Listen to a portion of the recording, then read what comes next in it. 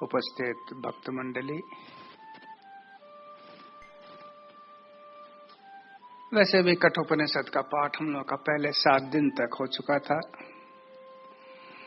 और दिल्ली में तो विभिन्न समय पर विभिन्न सन्यासियों का आगमन होता ही रहता है। समग्र रूप से उपनिषदों के साथ आप सब परिचित हैं। तो 3 दिनों में हम उपनिषद का बोल सकते हैं कि एक ब्रशअप करने का प्रयास करेंगे। एक एक श्लोकों पर मनन करने का समय नहीं है। हम एक थीम को लेकर, भाव को लेकर आगे बढ़ने का प्रयास करेंगे।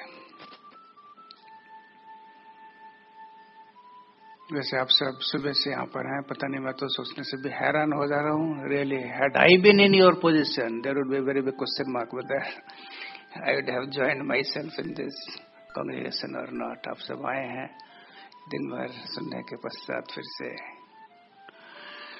तो मूल उपनिषद में प्रवेश करने के पहले 2-4 शब्द। कुछ लोगों का कहना है, मानना है कि उपनिषद तो भक्ति ग्रंथ नहीं है, ये इसमें रस नहीं है। तो भक्ति ग्रंथ किसे कहते हैं? क्या भक्ति? सिर्फ घंटी बजाना, पूजा करना, आरती उतारना, प्रसाद खाना, वही क्या? बहुत सुंदर वर्णन हम पाते हैं, कह रहे हैं कि कथा दिशु गर्गः। भक्ति क्या है? जहां पर ईश्वरीय प्रसंग का प्रवाह है, जहां आत्मा परमात्मा के बारे में वर्णन आ रही हो, ऐसा कुछ शास्त्र, ऐसा कुछ शब्द, ऐसा कुछ पंक्तियां श्रवण करना जिसमें कथा छल से कथा के रूप में हमको मेरा वास्तविक रूप के साथ परिचय करवाया जा रहा है, वही भक्ति का केंद्र बिंदु है। तो उपनिषद में खास कर ये कठोपनिषद एक संपूर्ण शास्त्र है। सब उपनिषद, एक एक छोटे छोटे उपनिषद पूर्ण शास्त्र नहीं है। कठोपनिषद पूर्ण रूप से शास्त्र है। क्यों? वाचस्पति अपने टीका के प्रारंभ में ही कहते हैं, वाचस्पति जी के शास्त्र उसी को हम कह सकते हैं जिसमें 5 अवयव हो। जगत संसार के बारे में यह परिदृश्यमान जगत का स्वरूप वर्णित हो। दूसरा, जीवात्मा के बारे में वर्णन हो। तीसरा, परमात्मा के बारे में कही गई हो। चौथा, जीवात्मा और संसार के साथ संबंध। और 5वां, जीवात्मा और परमात्मा के साथ संबंध। तो कठोपनिषद में हम इन 5 के 5 आयामों पर सुंदर सुंदर हम बातें सुनने को पाते हैं। तो कह रहे कि उपनिषद शब्द का अर्थ ही जैसा है, उपपूर्वक, निपूर्वक, श्रद्धातु के प्रत्यय करके। उप अर्थात नैकटत्य लाभ करना। कह रहे हैं कि उपसंगम्य, विधि पूर्वक गुरु के पास, शास्त्र के पास, उस ज्ञान के पास हम जाएंगे, न कि ज्ञान हमारे पास आएगा। ये पहला कंडीशन यही हो गई उपनिषद श्रवण का, उपनिषद पाठ का। उपपूर्वक, निपूर्वक, ये पूरा विश्वास रखते हुए कि निश्चित रूपेण श्रद्धातु अर्थात शिथिलीकरण करने वाला है। मेरा संसार के साथ, जीवात्मा का संसार के साथ जो मोहवश एक बंधन है, वह बंधन को तोड़ने के लिए सक्षम है ये शास्त्र। इसलिए उपपूर्वक, निपूर्वक, श्रद्धातु कोई प्रत्यय करके उपनिषद बनता है। ये उपनिषद के लिए बहुत बड़ी बात हो गई कि जैसे हम अपने बच्चों के लिए ट्यूशन रखते हैं, ट्यूटर को बुला लिया अब वो बच्चा भी बीच बीच में धमकाना शुरू कर देता है, क्या मास्टर जी ऐसा नहीं होगा, आज कम आए, आज घर में दिवाली है, दिवाली की छुट्टी होनी चाहिए। तो उससे चाहे जो कुछ भी हो जाए, उस प्रक्रिया से हम जागतिक विषयों के बारे में भले ही कुछ ज्ञान अर्जन करने में सक्षम हो जाएं, मगर ब्रह्म विद्या का वो प्रक्रिया नहीं है। ब्रह्म विद्या में अगर आप ये सोचना शुरू कर दें, गोष्ठी में, वचनामृत के स्टडी सर्कल में, चलो आज महाराज को बुलाते हैं, महाराज को बोलेंगे ब्रह्म विद्या के बारे में कुछ बोलिए स्वामी जी, आज ब्रह्म विद्या, आज वचनामृत में ये सब नहीं, आज ज्ञान, ब्रह्म ज्ञान के बारे में आपको सुनाइए। वो बोलने से महाराज इतना भी कहते रहे, कुछ फायदा नहीं होने का। शास्त्र माता, श्रुति माता कह रही है मुंडक उपनिषद में, बहुत सुंदरता के साथ हम पाते हैं वर्णन, तत् विज्ञानार्थम स गुरुम एवाभिगच्छेत् समित पाणि श्रोत्रिय ब्रह्मनिष्ठम। ये पहला ही कंडीशन हो गया। नेता सुभाष चंद्र बोस क्या कह रहे हैं, तुम हमको खून दो, हम तुमको आजादी देंगे। ऋषि मुनि कह रहे हैं, एकदम आउटसेट में ऋषि मुनियों ने कह दिया कि तुम गुरु के पास जाओ, श्रद्धालु होकर जाओ, तत् विज्ञानार्थम, उस ब्रह्म तत्व को जानने के लिए, जगत संसार के बारे में जानने के लिए कि यह जगत संसार मिथ्या है, मरीचिका है, जीवात्मा के बारे में जानने के लिए कि तुम्हारा स्वरूप वास्तव में क्या है, परमात्मा के बारे में जानने के लिए। और इस अज्ञानता के चलते जीव ने जो जगत संसार को अपना मान लिया और उस अपने मानने से जो इसके साथ अपना निबिड़ संबंध कायम कर लिया, उस संबंध को तोड़ने के लिए और जीवात्मा परमात्मा का सम्यक ज्ञान प्राप्त करके परमात्मा के साथ अपने आप को जोड़ने के लिए तत्व विज्ञानार्थम, इन पांचों के पांचों अवयवों का मोटा मोटी लगभग ज्ञान हो गया आप सबको। अब उस मोटा मोटे ज्ञान, लगभग ज्ञान को पूर्ण रूप से अपने जीवन में उतारने के लिए तत्व विज्ञानार्थम सह अर्थात साधक गुरुम एव अभिगच्छत, गुरु के पास ही जाएगा।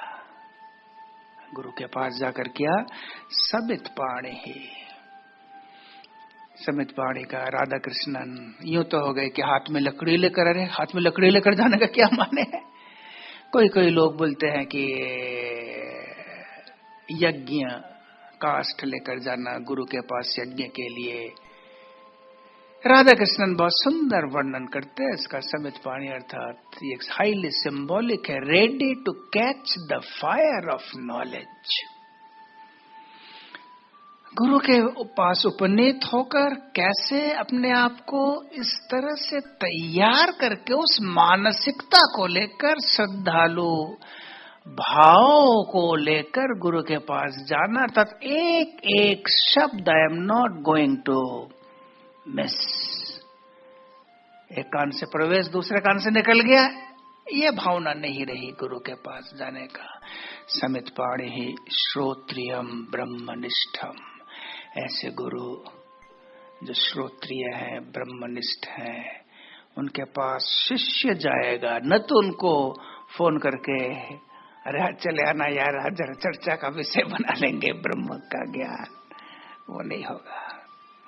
तो कह रहे हैं कि उपनिषद का दो अंश, वेद के दो अंश हम जानते हैं, एक आरण्यक और एक ब्राह्मण, एक कर्मकांड और एक क्रियाकांड। आरण्यक या ब्रह्म का ज्ञान कांड का नाम है उपनिषद। उस उपनिषद, हर एक उपनिषद के भी दो अंश, एक विधि अंश और एक जिज्ञासा अंश। जिज्ञासा अंश या अन्वेषण पर्व और विधि पर्व। हर एक उपनिषद में कुछ डूज एंड डोंट्स, चाहे प्रश्नोपनिषद, चाहे केनोपनिषद, ईशोपनिषद, हर एक उपनिषद में एक विधि पर्व है। विधि पर्व क्या? आज तक आप उपनिषद के साथ जुड़े हुए नहीं थे, ठीक है, मगर आज से आप उपनिषद के साथ जुड़ गए आनुष्ठानिक रूप से, तो आज से आपकी चलने की रीति नीति कुछ अलग होएगी। प्रश्न उठ सकता है कि इस विधि पर्व से जुड़ने से क्या फायदा? आप लेफ्ट हैंड में नहीं जा रहे, राइट हैंड से जा रहे हैं, एक बार बच गए। वन वे को आप नहीं मान रहे हैं, वहां से जा रहे हैं, 2 बार बच गए, मगर कभी न कहीं टक्कर लगी ही जाएगी। रास्ता का, चलने का, यातायात का विधि को अगर न माने तो टक्कर लगना अवसंभावी है। तो आज तक हम और आपको यह पता नहीं था कि संसार में कैसे चलना पड़ेगा, मगर एक बार आपने उपनिषद का आश्रय ले लिया, उपनिषद से आपको पता चल गया, मालूम हो गया, अवगत हो गए कि कैसे किस भांति आपको चलना है। और दूसरा है इसमें अपने यथार्थ रूप का परिचय।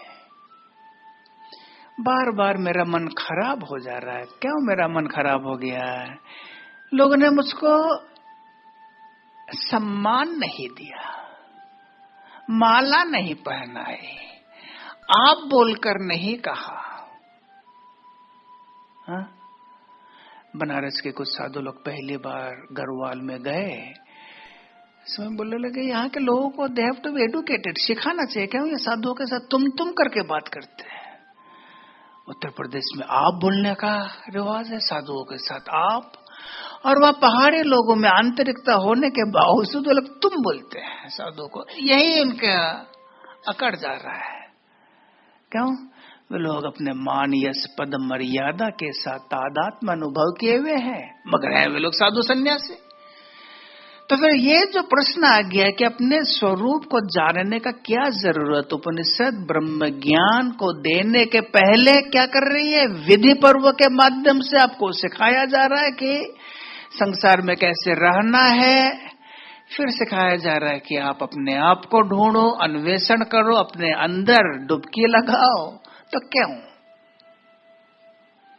वाचस्पति जी अपनी टीका में लिखते हैं, अगर कोई सन्यासी है, साधु है, उसको भोग का एक वस्तु सामग्री लाकर आप दे रहे हैं, वो बोलेगा what wait is going to be of any use to be, मैं तो जगत संसार विरागी हूं।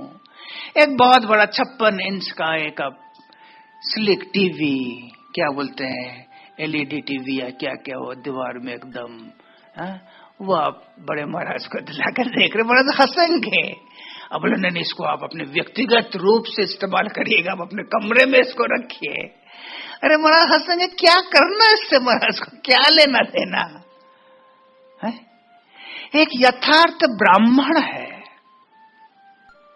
वह संध्या वंदना में रत है, उसको आप जाकर बोल रहे हैं कि अरे पंडित जी आओ के ताश खेलना बैठ जाओ। अरे चलो पंडित जी अब जरा लूडो खेल लेते हैं। अरे पंडित जी क्या यहाँ पर आप माला फेर रहे हैं, अब जाप कर रहे हैं, संध्या वंदना कर रहे हैं, टीवी में बहुत सुंदर सीरियल है। पंडित जी बोलेंगे अरे सीरियल से क्या लेना देना मेरे को रे? क्यों? उसको रस है, वह अपने उस धर्म में डूबा हुआ है। एक पुलिस है, ड्यूटी पे लगा हुआ है चौराहे पे, उसको बोल रहे हैं कि चलो अब ड्यूटी के समय चलो जा चाय वाय पी लेते हैं। अगर यथार्थ रूप से पुलिस है, वो बोलेगा नहीं अब नहीं पिलाना, तो बाद में पिलाना, अब नहीं, अब मैं ड्यूटी में हूँ चौराहे पर। वो तो जो शास्त्र कह रही है कि जिसने अपने को कर्ता मान लिया, आई एम द डूअर, मैं करता हूं, वह सब समय ऐसा काम करेगा, कर्ता सोचेगा कि मुझे कहीं पाप न हो जाए, पुण्य ही रहे। साधु सचेत रहेगा, जगा हुआ रहेगा, नहीं नहीं ऐसा कर्म ऐसा सोचना भी शोभनीय नहीं है मेरे लिए, जो कि मेरे लिए निषिद्ध कर्म हो। अब टीवी लेकर रात में अब क्या करेंगे, सीरियल क्या। तो कर्ता भाव अगर कोई अपना ले तो वह पाप के तरफ नहीं पुण्य के तरफ जाएगा। कोई अगर भोक्ता भाव, अपने आप को भोक्ता मान ले कि मैं भोगी हूं, जगत संसार में मुझे भोग ही भोग करना है, तो भोक्ता कभी दुखी होना नहीं चाहेगा। मनुष्य अगर कर्ता अपने को सोचे तो एक तरह का उसका स्ट्रेटेजी होगी, अपने आप को भोक्ता सोचे कुछ और तरह की स्ट्रेटेजी होगी। मनुष्य अपने आप को अगर एक साक्षी सोच ले, साक्षी भाव से, तो वह सुख दुख से परे अपने आप को सोचेगा। ठीक उसी भांति मनुष्य अगर अपने आप को जीवात्मा सोचना शुरू कर दे, मैं जीवात्मा हूं, तो किसने क्या कहा, क्या बोला, कहाँ नुकसान, कहाँ लाभ, कहाँ पराजय, सब से वो ऊपर उठ गया। वो तो बार बार अपने स्वरूप चिंतन करते करते अपने स्वरूप का, भगवान का एकत्व अनुभव का, परमात्मा के साथ अपने आप को सोचने में, मानने में लगा रहेगा। तो उपनिषद में सबसे पहले सिखाई जा रही है साक्षी भाव। कर्ता भाव को त्यागना पड़ेगा, भोक्ता भाव को त्यागना पड़ेगा, साक्षी भाव। आगे चलकर हम देखेंगे कैसे कैसे कह रही है साक्षी भाव। ये साक्षी भाव क्या है, बहुत सुंदर समझाने का प्रयास टीकाकार का। कह रहे कि अपने आप को खूंटी जान लीजिए आप, बस खूंटी। पहले के जमाने में गांव में, गमगरों में खूंटी हुआ करता था, 2-3 खूंटी। आज उस खूंटी में अपने कोट को टांग दिया। कल खूंटी को वहां से, खूंटी से कोट को उठा लिया, एक बनियान टांग दिया अपने। खूंटी का कुछ लेना देना नहीं। आज आपके तनख्वाह था 25,000, 40,000, 60,000 रुपए कैश उस कोट के अंदर था, अपने खूंटी में टांग दिया था। कल उसमें आप उस कोट को हटाकर एक तौलिया टांग रहे हैं, एक यूं ही शर्ट टांग दिया। खूंटी न तो आनंदित हुआ, खूंटी न तो व्यथित हुआ, क्यों खूंटी से आपने उसको हटा लिया, क्यों खूंटी पर उसको रखा। यही साक्षी भाव। तो ब्रह्म ज्ञान को पाने के पहले जब तक हम साक्षी भाव को न जान ले, साक्षी भाव को न मान ले, न अपना ले, हम साक्षी भाव के साथ एकत्व अनुभव न कर ले, तब तक हम अपने डूइंग एस्पेक्ट से ही परिचालित होते रहेंगे। हमारे व्यक्तित्व का 2 आयाम, एक डूइंग एस्पेक्ट और एक बीइंग एस्पेक्ट। डूइंग एस्पेक्ट क्या, मैं क्या हूं, मैं क्या कर रहा हूं। कोई वकील है तो कोई डॉक्टर है, कोई इंजीनियर है, कोई बिजनेसमैन है, कोई लेक्चरर है, कोई प्रोफेसर है, कोई साधु है, कोई पंडित है। कोई क्या कर रहा है, उसी से हम एकत्व अनुभव करते करते उसी से हम बोलते रहते हैं, well meet with me, I am a doctor, I am an engineer, I am an architect, वगैरह वगैरह। जब तक हम संसार के इस उपाधि से अपने आप को न तोड़ लें, डूइंग एस्पेक्ट को न तोड़ लें, डूइंग एस्पेक्ट अर्थात कर्ता भाव, भोक्ता भाव को न त्याग दें, कर्तृत्व भोक्तृत्व को त्यागते हुए साक्षी भाव, एक इंटरमीडिएट फेज है। साक्षी भाव को अपनाकर क्या, मैं देख रहा हूं, यहाँ रहा सुख, ये रहा दुख, ये रहा मैं। जैसे यहाँ रहा ठंडा, यहाँ रहा गर्म, मैं यहाँ पर जाऊं तो ठंडा का अनुभव करूंगा, यहाँ जाऊं तो गर्मी महसूस होगी। ये रहा मैं ठंडे और गर्म दोनों से परे हूं। यह आनंद, ये दुख, ये सुख और ये दुख और ये मैं अपने आप को इन भावनाओं से परिचालित करूं तो थोड़ी देर के लिए सुख का अनुभव होगा, गुदगुदी लगेगी सुख की। इन भावनाओं से परिचालित करूं तो दुख का अनुभव होगा, मगर मैं जो था मैं वही हूं। सुखी भावना संपन्न होने से न तो मुझमें कुछ परिवर्तन हुआ और दुखी होने से फिर न कुछ परिवर्तन होगा। अतीत में न जाने कितने बार मैं सुखी हुआ, कितने बार दुखी हुआ, मगर मैं जो का सो मैं वही हूं। ये साक्षी भाव का मूल। तो उपनिषद इस साक्षी भाव में आपको ले जाकर आस्ते आस्ते उस चरम और परम ज्ञान के तरफ ले जाएंगे, जिसको अपनाते हुए हम इसी जीवन में, इसी बर्थ में, इसी जीवन में ब्रह्म ज्ञान का रस स्वादन करने में सक्षम होंगे। जरूरत है वही फेल्ट नीड, मूल्य आपको चुकाना पड़ेगा। 1 किलो आलू चाहिए, 15 रुपए में 1 किलो आलू मिल जाएगा। 1 किलो आलू 15 रुपए से 1 किलो टमाटर नहीं मिलेंगे, 30 रुपए देना पड़ेगा। 30 रुपए से 1 किलो सेव नहीं मिलता है, 60 रुपए देने पड़ेंगे। 60 रुपए से 1 किलो खजूर नहीं मिलेगा, 300 रुपए देना पड़ेगा। तो as per our need we have to pay. अगर हमें ब्रह्म विद्या जाननी है, मोक्ष पाना है, तो उसके लिए वैसे हमको प्रस्तुत होना पड़ेगा। तो कठोपनिषद में पूर्ण विस्तार के साथ हम पाते हैं इसी तत्व को। कठोपनिषद कृष्ण यजुर्वेदीय अंतर्गत है, काठकारण्य के अंतर्गत है, इसलिए कठोपनिषद का एक नाम है काठकोपनिषद। कठोपनिषद का कई सारे नाम हैं। कठोपनिषद में हृदय का तुलना किया गया, हृदय को बार बार वर्णन लिया गया। हृदय सन्निविष्ट, वो परमात्मा और कहा तुम्हारे हृदय में है। हृदय क्या है हम बाद में चर्चा का विषय करेंगे। ये बायोलॉजिकल वो पंपिंग सर्कुलेटरी सिस्टम का सीट नहीं है, तो इसलिए इसका दूसरा नाम हृदयोपनिषद भी है। और उस हृदय में योग के अनुसार हृदय में 12 पत्र दलयुक्त कमल है, अनाहत चक्र हृदय में, उसमें 12 पंखुड़ियां हैं। उतना विस्तार में हम नहीं जाएंगे। 12 पंखुड़ियां, एक एक पंखुड़ी एक एक अल्फाबेट का धारक वाहक है। क ख ग घ ङ च छ ज झ य ट ठ, ये 12। तो पहला हो गया क और 12वें का अंतिम हो गया ठ।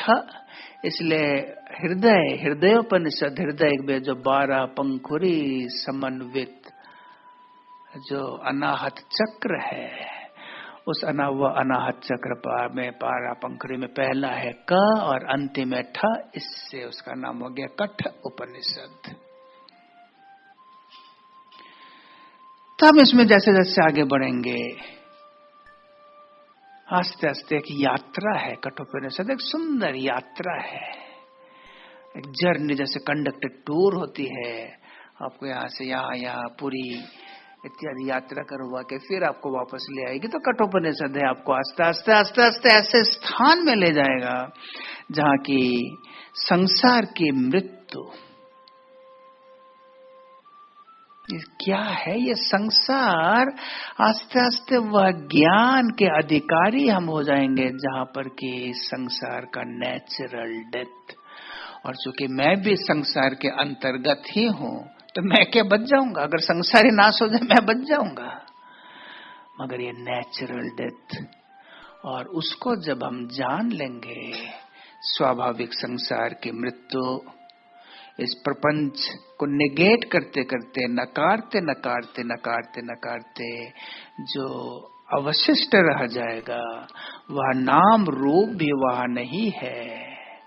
नाम रूप से परे सिर्फ प्रकाश ही प्रकाश, वही ब्रह्म ज्ञान।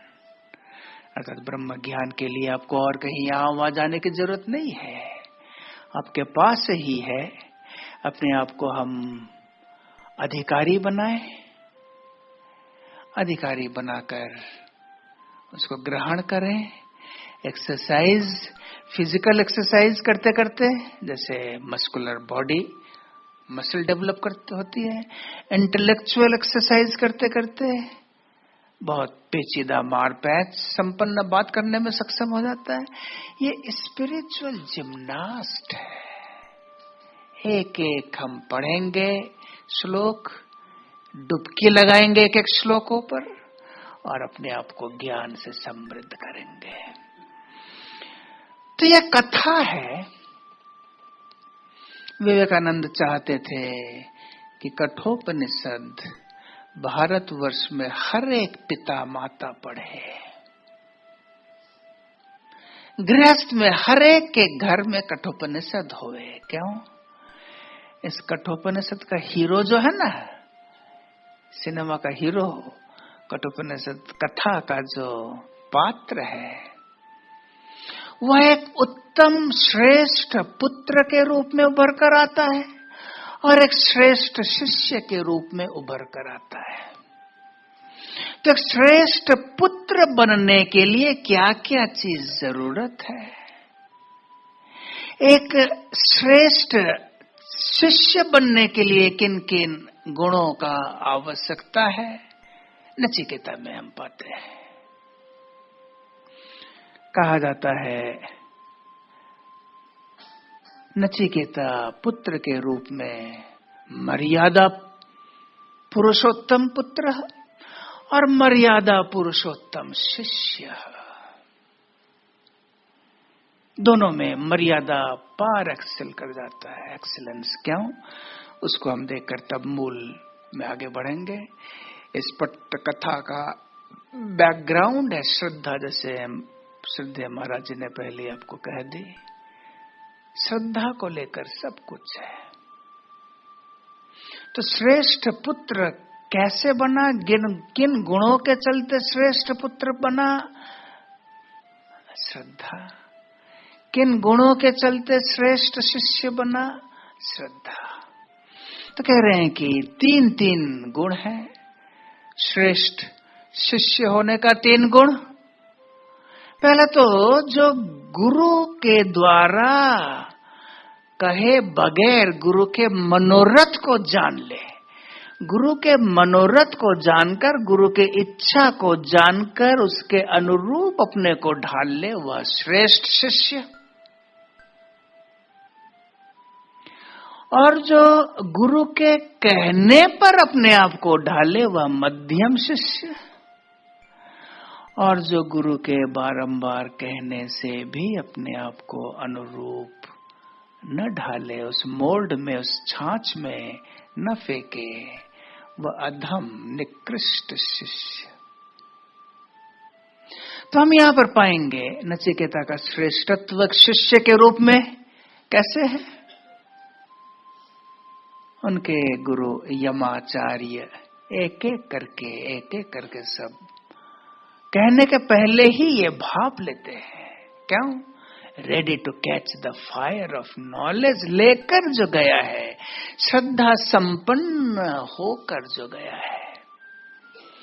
और श्रेष्ठ पुत्र क्यों? श्रेष्ठ पुत्र का भी टीकाकार लिखते हैं इसमें बहुत अच्छी तरह से। पुत्र शब्द का तीन अर्थ निकलता है और तीनों के तीनों अर्थों के धारक और वाहक नचिकेता चूकी है, इसलिए वो अन्यतम श्रेष्ठतम पुत्र। न तो उसके ऐसे पुत्र अतीत में किसी ने जन्म लिया है और शायद ही कोई भविष्य में जन्म लेगा। पहला है क्या? पुत्र पुरुत्रापते निपर्णात वा पुत नरकम तस्मात् त्रायत इति वा पुत्र। जो भी पूत नामक नरक से किसी को भी बचा ले, वही पुत्र हो गया। पूत नामक नरक अर्थात एक विशेष 9 प्रकार के नरकों में से एक है। मैं इतना डिटेल्स में नहीं जा रहा हूं। एक नरक है पूत नरक। मनुष्य, मैंने अपने जीवन में जो भी ढोंग रचा, जो मैं वास्तव में नहीं हूं, but I tried my level best to prove what I am not. अर्थात मैं नाटक करता गया, नौटंकी करता गया, जो मैं नहीं हूं उसको प्रतिष्ठित करने में, वही पूत हो गया। यहां पर मास्टर कंप्यूटर में सब फीड होती हुई चली जा रही है। तो एक नरक, ऐसा नरक जो कि देखने में बहुत सुंदर है, मगर वहां पर छल ही छल, कपट ही कपट, अर्थात वहां पर मुझे एक एक कर्म जो भी मैंने यहाँ पर किया है लोगों को ठगाने में, बहुत अच्छी तरह से मैंने मित्रता कर ली, कुछ दिन बाद उससे मैंने उसको ठग लिया, फोन में चिकनी चुपड़ी बात कर ली, उससे मैंने 10,000, 20,000, 50,000 रुपए ठग लिए। मैं सोच रहा हूँ कि मैं ग्रेट अचीवर हो गया, मगर विद 20% इंटरेस्ट तो मुझे देना ही है, और पूत नामक नरक में, इससे पूतना वो राक्षसी, कृष्ण के बाल्यकाल में जो पूतना, वो मातृ का भाव पूर्ण रूप से मातृत्व भाव में आप्लुत बच्चों को दूध पिलाती है और उसी बहाने जहर। तो कह रहे कि कौन है पुत्र जो किसी को भी पूत नामक नरक से, नरक जाने से बचा ले। बोलते साहब आप ये गलत कर रहे हैं, साहब आप ये लोगों को ठग रहे हैं। एक बार, दो बार, तीन बार बोलेगा, ये बोलना उसका फर्ज है, उसमें अगर वो संभल गया, नहीं संभला तो उसके ऊपर है। इसी कंसेप्ट को हम पाते हैं पाश्चात्य दर्शन में, पिथागोरस ज्योमेट्री में हम पाते हैं पिथागोरस थ्योरम और प्रॉब्लम। पिथागोरस के गुरुदेव डायोजेनस, उसके गुरुदेव सोक्रेटिस, 4 aphorisms ऑफ सोक्रेटिस। पहली बात कह रहा है कि he knows not and he knows not, avoid him। उसको पता नहीं है कि वो गलत कर रहा है, ये उसको पता नहीं है कि पूत नामक नरक का मार्ग वो प्रशस्त कर रहा है, खोल रहा है, मगर आपको पता है। आप उसको एक बार समझाइए, दो बार समझाइए, 3 बार समझाइए, समझाना फर्ज है। अभी अगर न समझे, avoid him, he knows not. आपने समझाया, कई बार समझाया, समझाने के बाद भी वो नहीं समझा, फिर भी वही कर रहा है, तो ऐसे मनुष्य से आप बचकर चलिए। नहीं तो अगर आपकी तन्मात्रा अधिक हुई होती तो वह चेत गया होता, मगर अभी भी वो जब नहीं चेत रहा है तो आप में शक्ति नहीं है उसमें सुधार लाने के लिए। अब भी अगर उसका संग करें तो take it for granted that one fine morning you would also be governed as per his will. उससे आप परिचालित हो जाएंगे। दूसरे अफोरिज्म में सोक्रेटिस साहब कह रहे हैं, he knows not and he knows not teach him। उसको पता है कि वो गलत कर रहा है, जो काम कर रहा है, लोगों को ठग रहा है, गलत है, मगर लत पड़ गई है, उसको आदत हो गया, संस्कार पड़ गए हैं, फिर ऐसे मित्रों के साथ उसका उठना बैठना है। टीच हिम, उसको आप छोड़िए मत, टीच हिम, सिखाइए, लगे रहिए, ये आपका फर्ज है। तीसरा, he knows not, he knows and he knows not. उसको पहले पता नहीं था कि लोगों को ठग रहा है, इस तरह से उसका क्या क्षति होने वाली है, आपने समझाया, मगर क्या करे, फिर से संस्कार बस आदत पड़ गए, फिर से वही काम कर रहा है। वेख हिम, उसको झकझोर दीजिए, झकझोरना ये पड़ेगा आपको।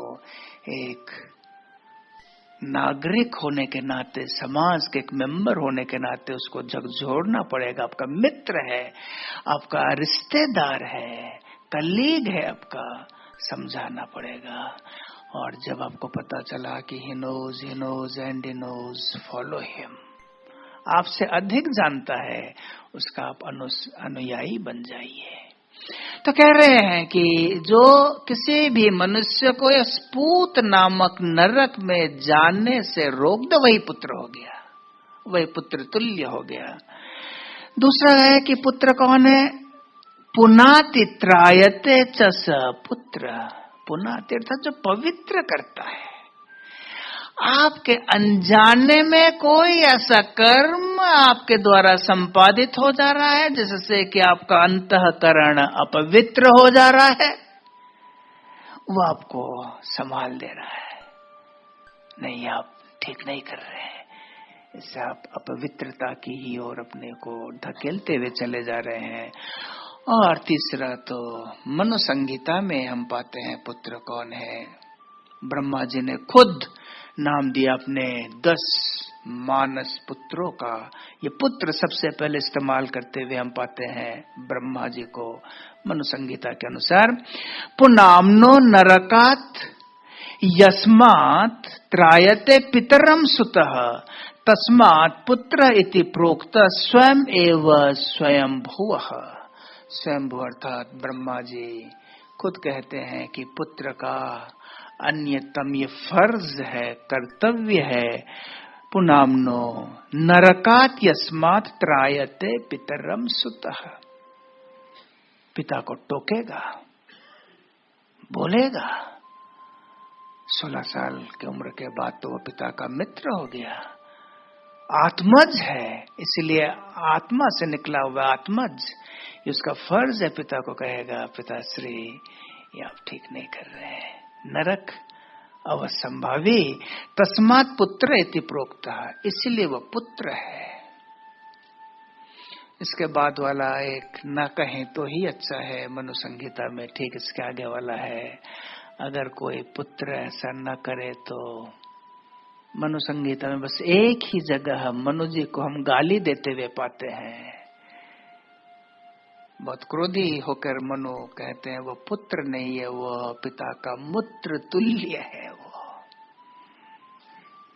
अगर कोई अपना वेट को न जाने, इमेज फैक्टर मैं हूं, मैं उनके धर्म का एक अंग हूं, उनको धर्म में मदद करना, ये कह रहे हैं कि ये 3 गुण। इस पटभूमिका में हम आगे बढ़ते हैं। हर एक उपनिषद का अपना अपना एक मंगलाचरण होता है। उपनिषद तो 108 मगर मुख्य उपनिषद 11। क्या 11? उन 11 उपनिषदों का भाष्य आदि गुरु शंकर ने लिखा, इसलिए मेन उपनिषद हम पाते हैं 11 है। रिपीटेशन हो गई तो कठोपनिषद का जो मंगलाचरण है बहुत ही ऑफ कोटेड है, मगर बहुत ही गहराई में जाकर उसका अर्थ है। ओम सहना भवतु सहनौ भुनक्तु सह वीर्यं करवावहै तेजस्विनावधीतमस्तु मा विद्विषावहै। ओम शांति शांति शांति। इस मंत्र को कहा गया है पंचगुण आवाहनी मंत्र। एक साथ इस प्रार्थना से, इस मंगलाचरण से 5 गुणों का आवाहन किया गया है। 5 गुण एक एक करके हम देखें। सबसे पहला है सह नह अवतु। नह अर्थात सप्तमी, बहुवचन में नह।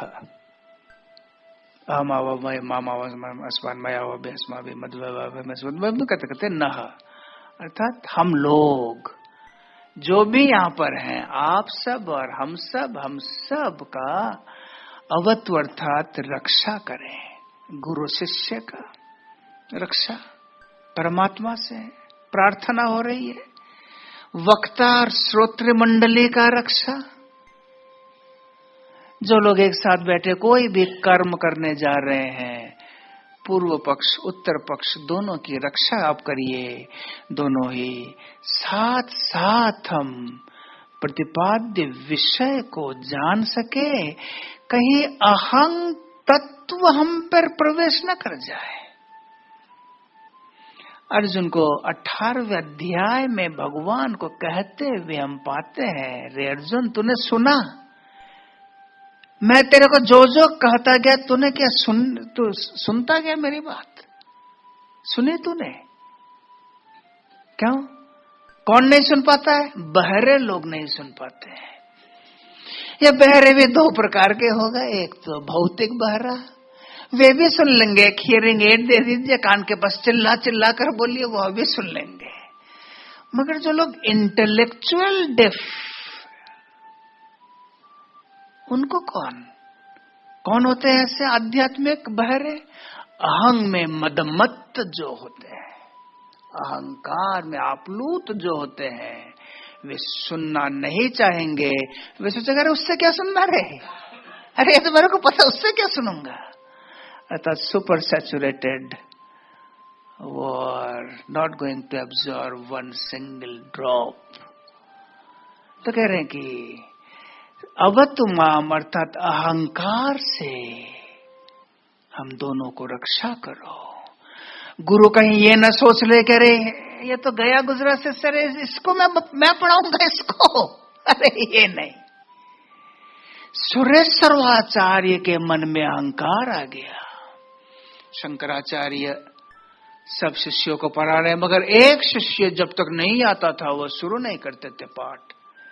छोटी नदी, नदी के उधर अपने गुरुदेव का और अपने गुरुदेव के अन्य शिष्यों का वो कपड़े धोकर गेरुआ कर सुखा रहे थे। नौकर तुल्य थे वे। सुरेश्वराचार्य झल्ला गए, कहने गए शुरू करिए, अब शुरू करिए। अरे क्या रोज आप उसके बारे में आप उसके लिए इंतजार करते रहते, क्या वो कुछ समझ में पाता है? शंकराचार्य ने देखा, रे मेरे श्रेष्ठतम शिष्य सुरेश्वराचार्य जो मंडल मिश्र था, मंडल मिश्र इतना ज्ञानी होकर भी यहाँ पर अटक गया कि वह हेय है मुझसे, मैं श्रेष्ठ हूँ, वह हेय है, वो क्या समझता है? तब उसका नाम लेकर उसको बुलाते हैं, अरे तुम जल्दी आओ, जल्दी आओ, अरे तुम जल्दी आओ, तुम्हारे नहीं आने से शुरू नहीं हो रहा है। अरे गुरुदेव बुला रहे हैं मुझको, गुरु बुला रहे हैं। तो इधर एक पेड़, उधर एक पेड़, बीच में एक नाव थी। नाव दोनों तरफ से रस्सियों से बंधा हुआ रहा करता था। अगर इस तरफ हो तो रस्सी से खींच के नाव उधर चला गया, फिर खेते हुए इधर चला है ना। तो गुरु मुझको बुला रहे हैं, गुरु ने मुझको याद किया, अरे गुरु ने मुझको स्मरण किया। श्रद्धा टू द पावर इन्फिनिट। वे भागते हुए नदी के ऊपर चलना शुरू कर दे। जहां जहां नदी में पांव गिर रहा वहां वहां एक एक पद्म, कमल का फूल उगता चला जा रहा है। यह देखकर सुरेश्वराचार्य भी दंग रह गए। उसी दिन उनका सन्यास, उसी दिन से उनका नाम पद्मपादाचार्य। अर्थात पहला ये कंडीशन, पहला गुण कि अहंकार के वश में ना आ जाए हम शिष्यगण, हम श्रोत्र मंडली अथवा वक्ता। दूसरा भुनक, तो हम दोनों समान रूप से इसके विषय को भोग करने में सक्षम हुए। भुनक तो अर्थात हृदय में शांति आए, समदम उपरति तितिक्षरा श्रद्धा समाधान के पात्र जब तक हम नहीं हो जाते, दोनों के दोनों में समदम इत्यादि आ जाए, तभी एकमात्र हम ब्रह्म विद्या को जानने में सक्षम होंगे। तीसरी है सह वीर्यम करवा वही, तेज, आंतरिक तेज, बौद्धिक तेज वीर्य, कायिक तेज बल, बाहुबल, बुद्धि बल, और आध्यात्मिक तेज वीर्य, वीर्यत्व। हम दोनों को समान रूप से आप आंतरिक शक्ति संपन्न करें, ताकि भावों का आदान प्रदान है। असली चीज यही होगी, भावों का आदान प्रदान। It's nothing else but dialogue between a गुरु।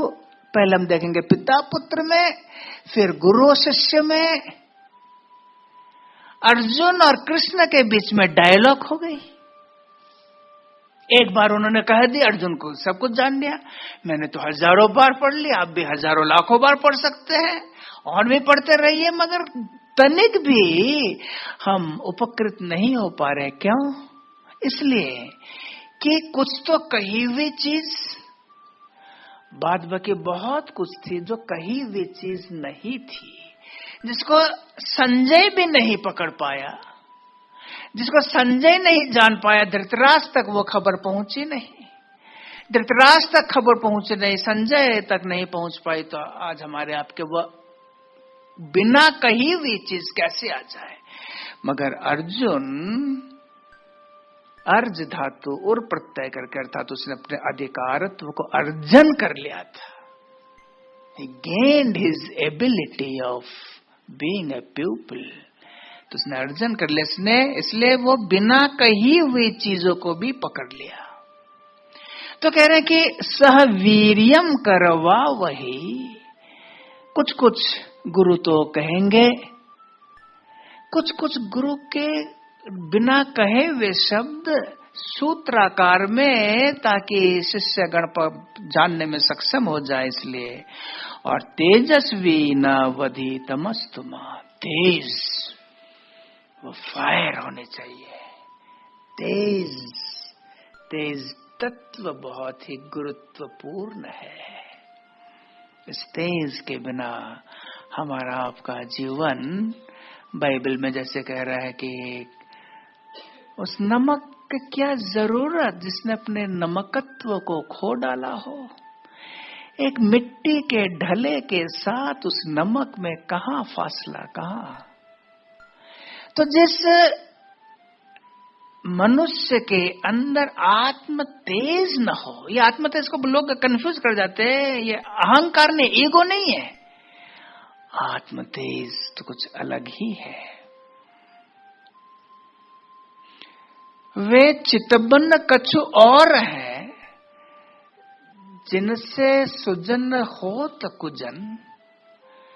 हिंदी साहित्य में एक बहुत बड़े मुस्लिम भक्त बने रसखान, हिंदी साहित्य में रुचि रखने वाले सब जानते हैं।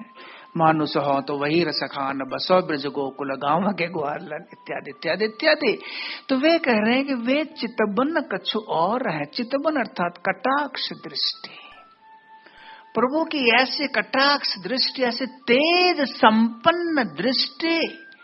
खंडन भववंदन आरती में हम रोज कहते हैं, ईक्षणे मोह जाए। वो तेज और कुछ नहीं है, आत्म तेज। वो आत्म तेज हम आप में सब में है, मगर वो ढकी हुई है, छिपी हुई है माया से, मोह से, अज्ञान से। कहने कि तेजस्वी ना वधी तमस्तु मां विद विषाब है। अंतिम प्रार्थना कि हमें तेज दो, दोनों में तेज दो। और उस तेज के चलते हम कभी भी एक दूसरे को शत्रु भावापन्न, एक दूसरे से हिंसा न करें, घृणा न करें।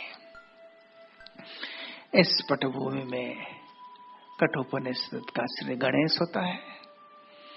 पहला श्लोक सूत्र महाराज ने पहले दोनों सूत्रों को आपको सुना दिया। ओन ऊषण हवै वाजस्रवसः सर्व वेद सम ददौ तस्य ह नचिकेता नाम पुत्र आसा।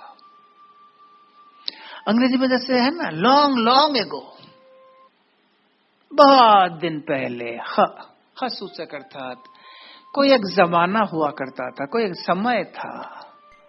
देयर वॉज अ टाइम जब अन्न का दान देने रूपी कृत्य में अपना नाम यश पाने वाला वाजस्रवा, नहीं तो वाजस्रवस मुनि के पुत्र औद्दालक, मगर उनका नाम था अन्न दान देने में। अन्न सिर्फ भिखारियों को नहीं दान देना, साधु सन्यासी ऋषि मुनियों को भी जो नियमित रूप से अन्न देते रहते थे, अन्न देते रहते थे। उनका एक पुत्र था, पुत्र का नाम नचिकेता। इस बालक पुत्र में अचानक एक दिन उस नचिकेता, इस बालक में एक दिन देखते हैं कि तगुंग कुमारगुंग संतम दक्षिणासु नियमानासु श्रद्धा विवेश सो अमन्यत। अमन्यत अर्थात पास्ट टेंस, ए थॉट।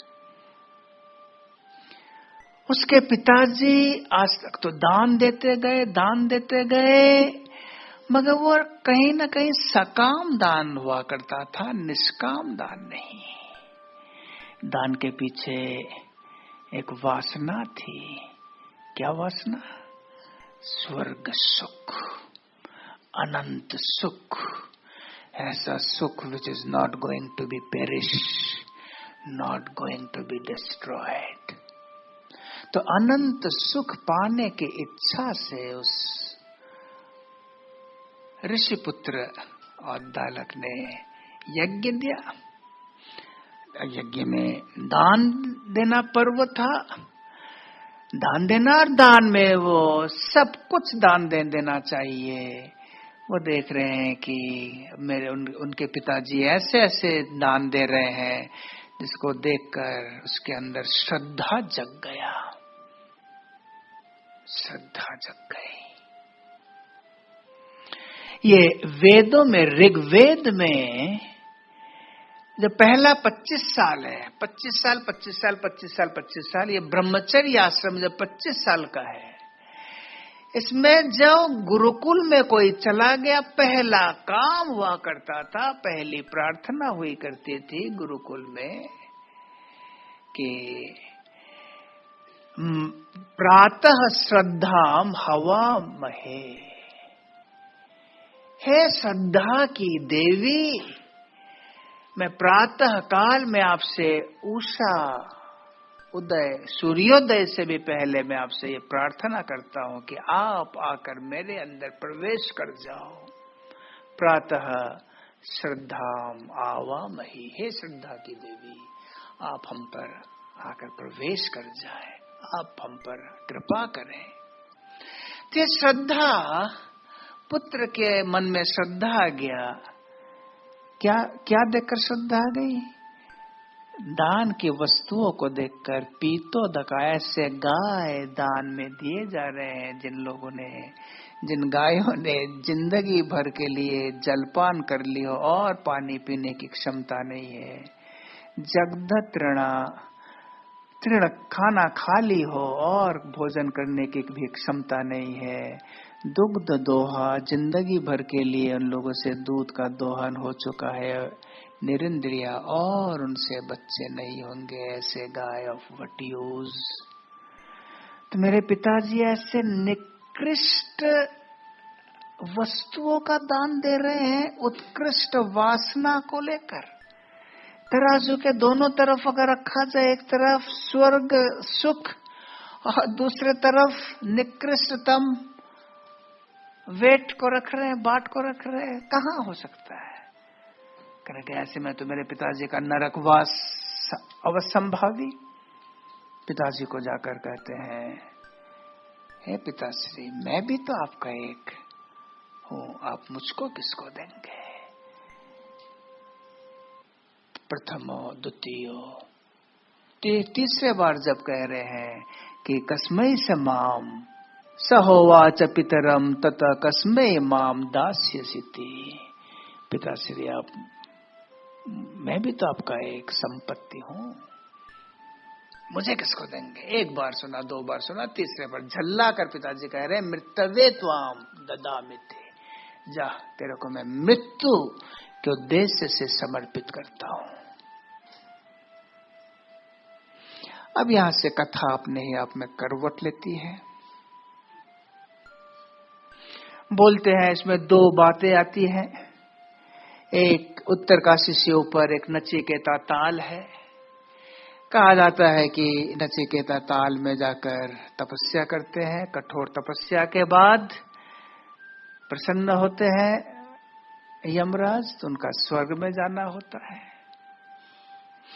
और कहीं कहीं ऐसा भी मान्यता है कि इतना दुख होता, मगर ये डजंट होल्ड गुड। बाद वाला जो तर्क लोग निकालते हैं, कितना शौक लगा उनको कि मूर्छित होकर मर गए, उनका देव आत्मा चली गई, जाके कन्वर्सेशन बिटवीन उनके आत्मा से और नचिकेता के साथ। मगर ये कुछ कुछ पंडित लोग ऐसा व्याख्या कर रहे हैं, मगर नहीं ये ठीक है, क्योंकि जो अपने पिता के प्रति इतना श्रद्धालु है, वह पिताजी के एक बात से इतना शॉक्ड मर गया, तो वह जाकर वहां पर तपस्या करता है। यही बात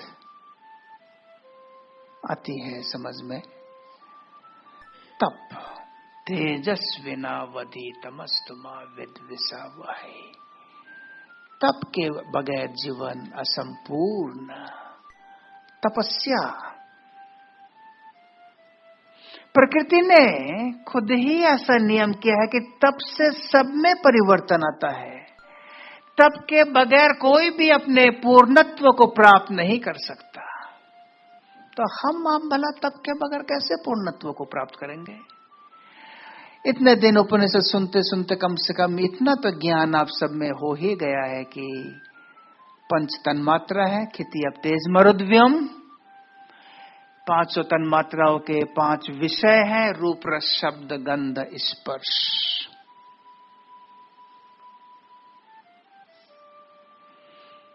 तो उसमें से 4 की कैटेगरी अलग की गई है, 1 की कैटेगरी अलग की गई है। तेज को अलग हटा दिया गया है, रूप रस गंध और स्पर्श को एक साथ रखा गया है। रूप में जब तक तप ना आ जाए रूप में निखार नहीं आएगा, रस में जब तक तप ना आ जाए रस में निखार नहीं आएगी, गंध में जब तक तप ना आ जाए गंध निखरेगा नहीं, विकसित नहीं होगा, और स्पर्श में भी तप की एकांत आवश्यकता है। ये मांडुक्य उपनिषद में हम पाते हैं इसको। तपस्या क्या है, ये तप जो उन्होंने तप की वहां पर। आज इसको ले लेते हैं, उसके बाद समाप्त करेंगे। आज एक आम आपने लिया है, सोच लीजिए एक आम, कच्चा आम बाजार से खरीद लाए, अभी पका नहीं है, उसको घास फूस में आपने डाल लिया। थोड़े दिन बाद वो रूप, जो आम का रूप पहला क्या था, हरा, आम के रूप में परिवर्तन आ गया, आम का हरापन चला गया, आप में लालिमा आ गई, आप में पीलापन आ गया। कहां से आया, तप से। ये ताप कहां से मिला, आम के अंदर का ताप था? नहीं।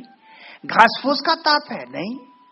ये ताप छिपा हुआ है, ये ताप देखने को नहीं आ रहा है, मगर आम कहीं न कहीं तपा। अगर आम तपा न हुआ होता तो उसके साथ दूसरे आम जैसे खुले में रखा हुआ है, या तो अभी भी वो वैसा हरापन ही है उसमें, नहीं तो उसमें सड़न आ गई। मगर ये न तो सड़ा न तो उसमें हरापन है, इसमें मैच्योरिटी आ गई, परिपक्वता आ गया, पक गया। तो कैसे, ये भी तप के प्रक्रिया के माध्यम से आगे बढ़ा। तो रूप में परिवर्तन, रूप में निखार के लिए तप की जरूरत है। दूसरी चीज हो गई रस। कच्चे अवस्था में वो खट्टा था, अम्लीय रस युक्त। अब वही रस, nobody has injected sugar solution in that, या सैकरिन को, शुगर को, चाशनी को इंजेक्शन नहीं दिया। वो जो घास फूस के अंदर था, उसी घास फूस से उसको तप मिला, हीट मिली, उस तप से उसका खट्टापन गया, उसमें मिठास आ गया। कैसे आ गया, काम में भी जो परिपक्वता आ गई है कहीं न कहीं तप के माध्यम से ही आया। रूप रस गंध, पहले उसमें आम में से गंध नहीं था।